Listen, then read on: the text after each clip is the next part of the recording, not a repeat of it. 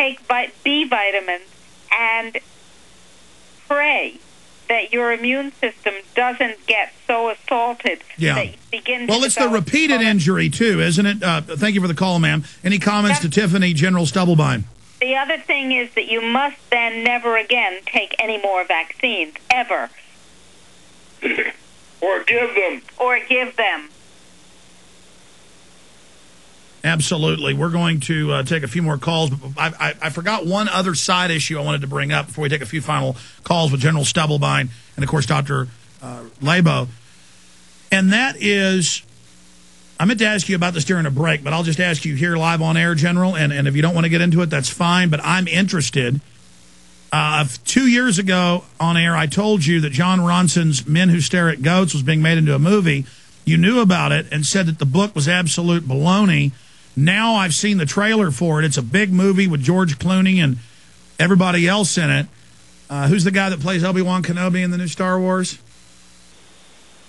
I mean, the point is it's got star-studded cast in it, and it just makes a big joke out of some of the stuff that was being done at the Pentagon. And it didn't resemble in any way, the trailers I've seen, what you said actually went on. Any comments on that, General Stubblebine? Why would they tell the truth? You know, the only thing that's going to sell is something that people can sort of affiliate with and find that it gets in their psychopathic belly. It's the blood in the bullfight. You got that right. So, as a matter of fact, we have not even seen the movie. We have no desire to. I haven't read the book because I have no desire to read it. I know. Doc. You're a major. They have a major character based on you. So I know. I mean, it's a big movie. Secondarily, Jesse Ventura. He's told me he thinks this is more than fair. He thinks his new TV show leans towards our view. I just can't see how Time Warner is going to let it on air, but they're promoting it. It's coming out in December. You guys flew to the U.S. to be interviewed. I recommended you be interviewed for the show. I trust Jesse, but, well, I tell you, it's going to be interesting to see what's in this TV show. You know, we wouldn't go back to the United States to be interviewed by him until we had spoken to him personally. And I was convinced that he was a decent man and was not going to do a hatchet job. We flew back to the United States. We had an extremely pleasant day with him. He's a truly good person. By the way, he's quite open about the fact that he has a vaccine-injured child, so he understands about vaccines. And he promised he would not do a hatchet job. Now, the question is what happens on the cutting room floor beyond his control. And we'll see. If a hatchet job does take place, we'll know that Time Warner basically used him in a setup. We'll see.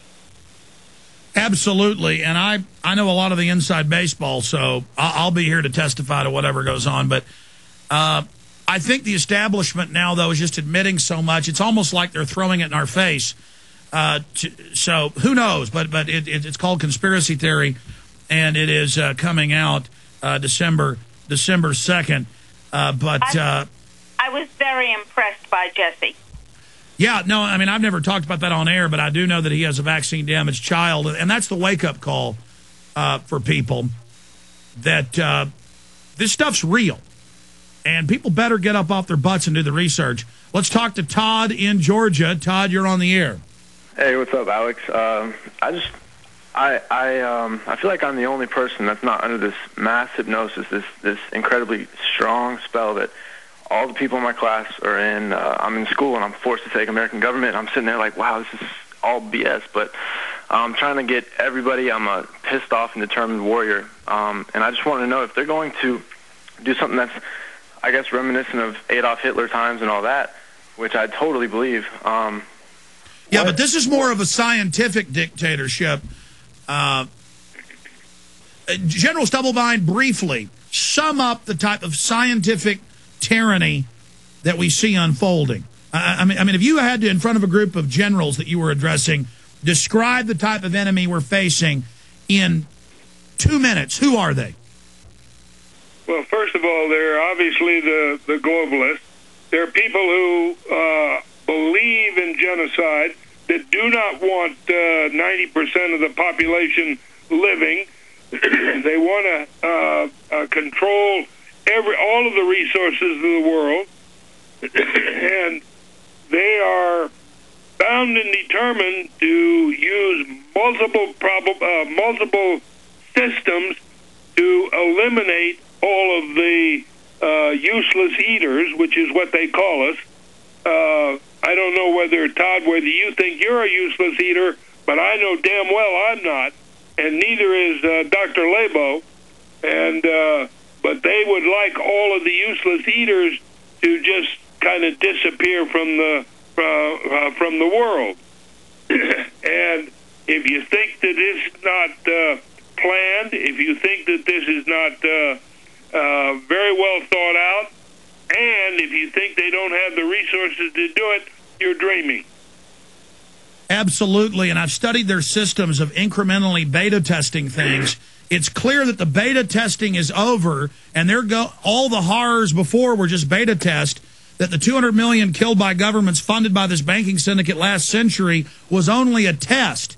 We are now seeing the launch of their real operation. Do you agree with that, Dr. Laibow and General Stubblebine? Absolutely. I don't believe that either the SARS incident or the avian flu re-engineered and weaponized, or the swine flu bioengineered, or the Ukrainian pneumonic plague episode were intended to not kill large numbers of people. I think they misfired, and these people have had to backfill and correct. And now I think they're getting better and better at what they're doing. And in the absence of a good, strong, genocidal viral plague, they are proceeding with their plan as if they had the viral kill that they wanted, because the time has come in their demented minds to get rid of us.